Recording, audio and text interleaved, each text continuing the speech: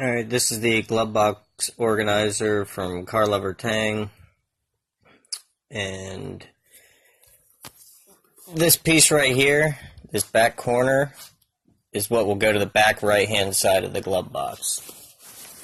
So basically you take your small little piece that has the up in front, and that'll go into the bottom.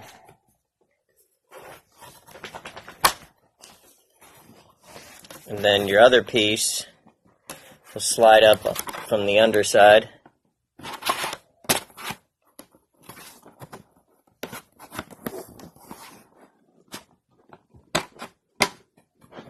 And snaps in.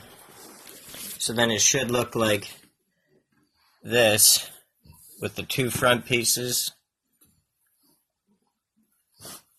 And then the back right, and then it'll slide right into the glove box, looking like this.